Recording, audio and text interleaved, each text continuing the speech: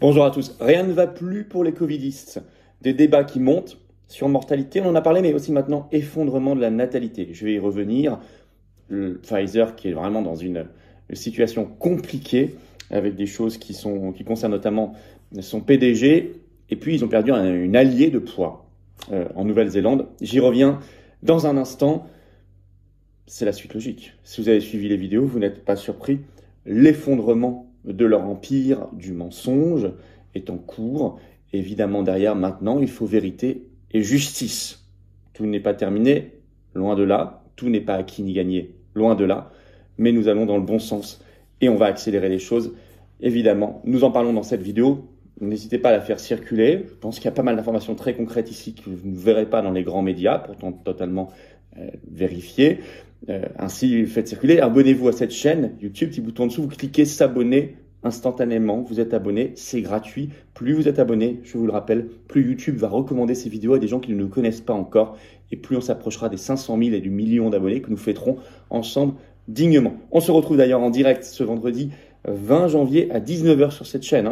Préparez vos questions, je prends vos questions en direct, un maximum de vos questions en direct. On regardera l'actualité mondiale, nationale, la plus brûlante, la plus intéressante ensemble. On va la décrypter, on va parler de l'avenir. Bref, ça va être un gros rendez-vous. Vendredi 20 janvier, ce direct sur la chaîne à 19 h. Voilà, je vous rappelle que jeudi 26 janvier, je suis dans les Vosges. Il y a information, réservation, vous écrivez à référent 88, tout collé, sans accent, @les-patriotes.fr. La semaine suivante, jeudi 2 février, dans la Sarthe, référent 72, @les-patriotes.fr. Même chose, voilà, je vous attends. Carte orange d'adhérents aux Patriotes, je la dégaine, vous voyez, je la dégaine dans la résistance parce que je vous attends. Parce que je sais qu'il y a des gens qui se demandent comment ils peuvent se rendre utiles, agir, rencontrer des gens qui pensent comme eux, près de chez eux, qui habitent en métropole, outre-mer ou à l'étranger d'ailleurs où on est présent. Je crois que la meilleure solution, c'est de nous rejoindre. Voilà, de nous rejoindre un grand mouvement populaire de résistance, humain, patriotique, un grand mouvement anti-oligarchique, les Patriotes. Vous pouvez également réadhérer, je vous invite à le faire si vous avez adhéré il y a plus d'un an et que vous n'êtes plus à jour de cotisation. Adhérer ou réadhérer, c'est le premier lien sous la vidéo en description, c'est le même. C'est également un lien que j'ai mis en commentaire épinglé qui sera également dans les dernières secondes de la vidéo en cliquant directement sur votre écran. On se bat pour nous et les générations qui viennent. N'oublions jamais ça, on se bat pas que pour nous. On ne veut pas laisser la France et le monde dans cet état aux générations qui viennent et on a raison de se battre. Vous pouvez également faire un don de soutien aux Patriotes, c'est le deuxième lien sous la vidéo en description. C'est particulièrement bienvenu parce que nous n'avons pas un centime, nous n'avons rien reçu d'aide publique, nous n'avons pas d'aide des banques. Or, on fait, ça coûte cher, il y a l'inflation, les dons supérieurs à 500 €, on a ajouté des avantages, c'est un service personnalisé, tout ça est expliqué sur le site des Patriotes. Dans tous les cas, adhésion, réadhésion, don, c'est défiscalisé aux 2/3 pour vous. Et c'est bien utilisé chaque centime. Voilà, bravo aux donateurs et aux réadhérents. Bienvenue aux nouveaux adhérents Patriotes. Allez, on parle de l'effondrement, de l'écroulement peut-être même, des covidistes. Honnêtement, rien ne va plus pour eux. Alors attention, ils conservent de très solides soutiens, notamment financiers, médiatiques, bien évidemment. Mais il y a quand même de plus en plus de problèmes. Alors d'abord, Pfizer.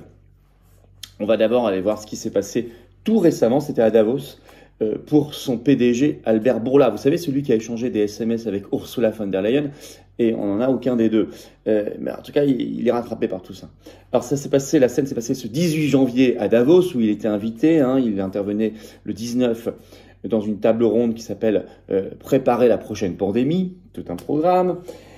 Et là, nous avons une séquence vidéo qui est virale, vraiment virale, qui a été relayée auprès de dizaines de millions de personnes, où on le voit dans les rues de Davos être abordé par deux journalistes, reporters de Rebel News, qui vont lui demander des questions très factuelles, tout simplement. Pourquoi avoir annoncé 95% d'efficacité, etc. Bon, 29 questions au total. Et Bourla n'apportera aucune réponse. Il ne répondra à aucune. Je vous cite par exemple une question qu'on voit dans la séquence. Monsieur Bourla, puis-je vous demander, quand vous avez su que les vaccins n'arrêtaient pas la transmission, quand l'avez-vous su, combien de temps avez-vous su cela, sans le dire publiquement, etc. Question tout à fait légitime. Zéro réponse. C'est une séquence où il est ultra gêné, ultra embarrassé, une séquence donc ultra virale. Je vous invite à la faire circuler. D'autant que c'est déjà une semaine noire pour Pfizer. Je me rapporte un article d'Heure Active, média spécialisé en ligne, le 11 janvier, toujours en ligne bien sûr. Le titre « Pfizer pourrait être exclu du Parlement européen ». C'est en effet une proposition qui a été approuvée par la commission spéciale Covid au Parlement européen le 11 janvier. Je cite, une proposition d'interdire l'accès au Parlement européen à Pfizer suite à un manque de coopération du laboratoire pour s'expliquer sur les contrats d'achat de vaccins pendant la pandémie. Fin de citation. Cette procédure d'exclusion a déjà été utilisée par exemple contre Monsanto en 2017. Plus, je cite toujours, Albert Bourla, donc de nouveau lui, le PDG de Pfizer, a refusé 2 fois d'affilée, en octobre et en décembre dernier, de rencontrer les eurodéputés de la commission Covid. Maintenant, c'est à la conférence des présidents de commission, la CPI, au Parlement européen, de décider si Pfizer est vraiment exclu ou pas, plus éventuellement d'une durée d'exclusion.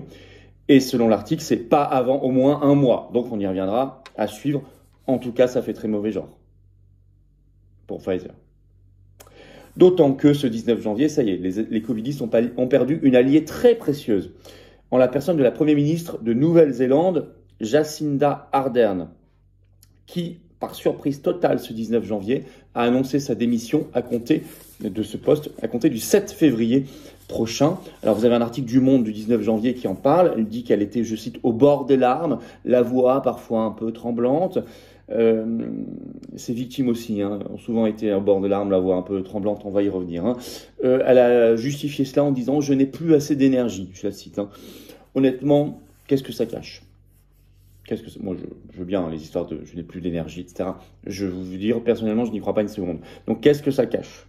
On saura. En tout cas, pourquoi je dis que les covidistes perdent une alliée précieuse ? Parce que Jacinda Ardern, Premier ministre de Nouvelle-Zélande, était une covidiste hystérique.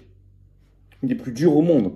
Elle a fait des confinements prolongés, des passes vaccinaux. Un article du New York Times sorti ce 19 janvier parle de confinements très sévères qu'elle a fait, avec des obligations vaccinales strictes, notamment, je cite, pour travailler, manger au restaurant, aller chez le coiffeur. Donc un pass vaccinal qui allait même plus loin que la France. Et d'ailleurs, dans cet article du 19 janvier 2023, le New York Times écrit ceci, c'est le titre de l'article, je cite, « Comment le Covid a joué un rôle dans la démission de Jacinda Ardern ?» Et en fait, on comprend que c'est la résistance qui l'a poussée dehors. Peut-être de sombres raisons derrière, mais enfin, en tout cas, si elle est si épuisée, c'est parce que la résistance anti-covidiste a joué son rôle. Et ça, bravo, un énorme bravo, vous voyez comme quoi ça sert, comme quoi c'est très utile. L'article rappelle ce qui s'était passé notamment en février 2022, je cite, New York Times. « La tension s'est intensifiée en février dernier, inspirée en partie par les manifestations aux États-Unis et au Canada. Une foule de manifestants a campé sur le terrain du Parlement à Wellington, Nouvelle-Zélande, pendant plus de 3 semaines, lançant des objets, utilisant des voitures garées pour bloquer la circulation. » Ça a fini par payer. Bravo en tout cas. Et puis 3e point, compliqué, de plus en plus compliqué. Là, on est sur du moyen long terme. Pour les covidistes, c'est le débat qui monte sur la surmortalité. J'espère que vous avez vu ma récente vidéo qui tourne beaucoup sur la surmortalité. Allez la voir sur cette chaîne. Mais également, maintenant, nouveau débat sur l'effondrement de la natalité. Et en France, c'est visible à travers la publication annuelle de l'INSEE sur le bilan démographique de la France 2022 qui a eu lieu ce 17 janvier. Article du Monde du 17 janvier qui en parle. On parle, je cite, de stagnation de l'espérance de vie. Il faut savoir que pour les femmes en France, l'espérance de vie a baissé en 2022 de 0,4 années par rapport à 2019. Une très forte mortalité, avec même Le Monde qui se pose des questions, une phrase très révélatrice. Non mais qu'est-ce qui se passe ? Je vous cite un extrait de cet article du Monde. Par rapport à l'ère pré-Covid, soit 2019, 54 000 personnes de plus sont décédées l'an passé. 54 000. Je lis Le Monde, écoutez bien. Certes, l'arrivée de plusieurs générations du baby-boom à des âges élevés joue dans cette tendance à la hausse du nombre de décès ces dernières années.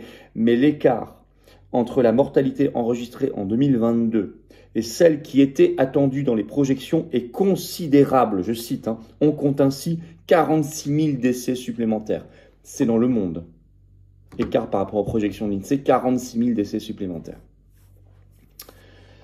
Résultat, nous avons, je cite, un solde naturel au plus bas, à 56 000 en 2022. C'est la différence entre le nombre de naissances et le nombre de morts n'a jamais été aussi bas en France.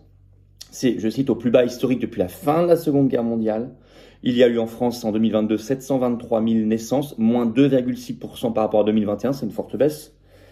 Et on est au, je cite, plus faible nombre de naissances enregistrées en France depuis 1946. Et c'est pas qu'en France cet effondrement des naissances. Reportons-nous à l'article de Slate qui est toujours en ligne, qui datait du 18 octobre 2022. Le titre: les confinements ont fait baisser le taux de natalité en Europe. Avec, je cite, une chute du nombre de grossesses. Est-ce qu'on est bien sûr que ce sont les confinements? Pourquoi ça aurait encore un effet en 2022? Et puis les premiers mois de les premiers chiffres là, de 2023 sont pas bons non plus. Et puis y compris dans des pays où il n'y a pas vraiment eu de confinement. En tout cas, le débat monte, et il faut le soutenir, partout. Et les covidistes n'échapperont pas à leurs responsabilités, ni à leur culpabilité. Car oui, en conclusion, nous sommes dans l'ère de la vérité. Vous avez vu mes vidéos depuis des mois et d'autres sources d'informations. Ça craque de partout. La vérité amènera à la prise de responsabilité, à des enquêtes, à des procès et à la prison pour beaucoup. Je dis bravo et je redis bravo à la résistance et on va continuer de se mobiliser sur ça et sur tous les sujets du mondialisme parce qu'elle emporte de beaux résultats et que globalement, tout le projet n'a pas réussi. Leur projet a largement échoué. En tout cas, faites circuler ces informations, mettons-nous du baume au cœur et avançons, sans naïveté mais avançons. Continuons d'avancer et d'accélérer. On se retrouve pour le direct ce vendredi 20 janvier à 19h sur cette chaîne. Soyez au rendez-vous, ramenez du monde pour le direct. Je prendrai notamment vos questions en direct et on regardera l'actualité la plus brûlante ensemble en direct. Également, je suis dans les Vosges ce jeudi 26 janvier. Vous écrivez à référent88 le soir, @les-patriotes.fr sans accent et tout collé pour information et réservation. Abonnez-vous à cette chaîne. Petit bouton dessous, cliquez, abonnez. Une fois que c'est abonné, vous êtes abonné, appuyez sur la petite cloche pour recevoir les notifications des futures vidéos, des futurs directs automatiquement sur cette chaîne. Plus vous êtes abonné, plus les vidéos circulent. C'est très important. Faites ce tout petit effort. Grand merci à ceux qui se sont abonnés à la chaîne et ceux qui vont le faire dans les secondes qui viennent. Je vous attends, patriotes. Voilà. Je vous attends dans cet acte des résistances, cet acte de libération pour défendre nos magnifiques valeurs de liberté, de justice, de vérité, de souveraineté, de paix. C'est ça, les patriotes. C'est un grand mouvement anti-oligarchique de résistance populaire. Vous pouvez nous rejoindre, vous êtes les bienvenus. Et vous serez mis en relation avec des gens qui pensent comme vous près de chez vous. Vous pouvez également réadhérer si vous avez adhéré il y a plus d'1 an. C'est à vous de le faire, il n'y a rien d'automatique. Adhérer, réadhérer, c'est le même lien, c'est le premier sous la vidéo en description. Je l'ai mis également en commentaire épinglé et dans quelques secondes en cliquant sur l'écran, vous avez le choix. Sous la vidéo en description, j'ai mis un deuxième lien pour faire un don de soutien aux patriotes vital, car nous n'avons pas reçu pour l'instant 1 euro de financement public, ni d'aide des banques, rien. On a toute l'oligarchie contre nous, mais on se bat. On est nombreux, on se bat.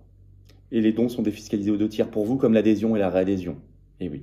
Bravo aux donateurs, aux réadhérents, bienvenue aux nouveaux adhérents patriotes résistants et vive la France.